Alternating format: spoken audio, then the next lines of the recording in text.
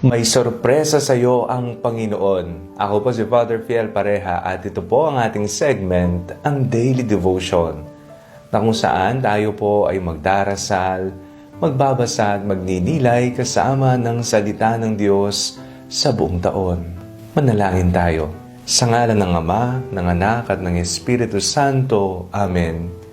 Halina, banal na Espiritu, liwanagan mo ang aming puso at isip nang maunawaan at may sa buhay namin ang iyong salita. Amen.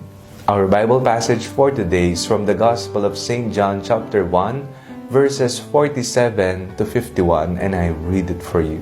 When Jesus saw Nathanael coming towards him, he said to him, "Here is truly an Israelite in whom there is no deceit."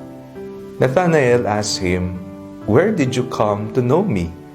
Jesus answered, "I saw you under the fig tree before Philip called you."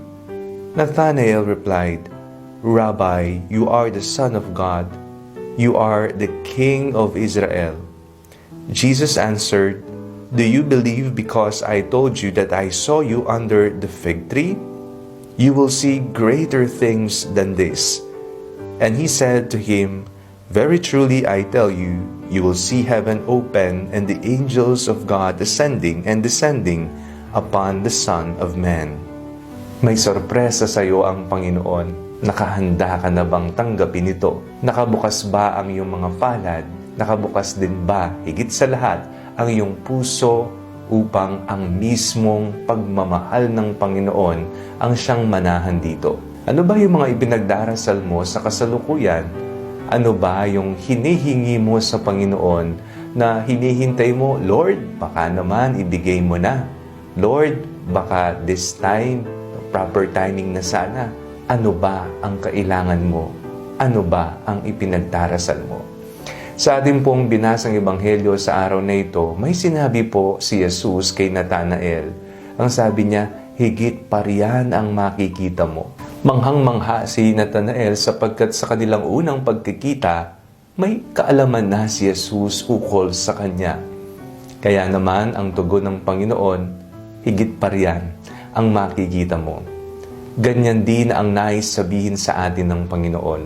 Minsan nararamdaman po natin sa buhay na nagkukulang, kinakapos, may kahirapan, may pagkakasakit, kung ano man ang uri ng kakulangan at kakapusan sa buhay. Pero lagi nating tatandaan, sa Panginoon, hindi tayo kailanman magkukulang, sapagkat ibibigay niya ang lahat ng ating pangangailangan. Matuto sana tayong sumunod sa Kanya, manalig sa Kanya, at ibigay ang ating sarili, sapagkat sabi nga ni Jesus, higit pa riyan ang makikita mo. Manalangin tayo.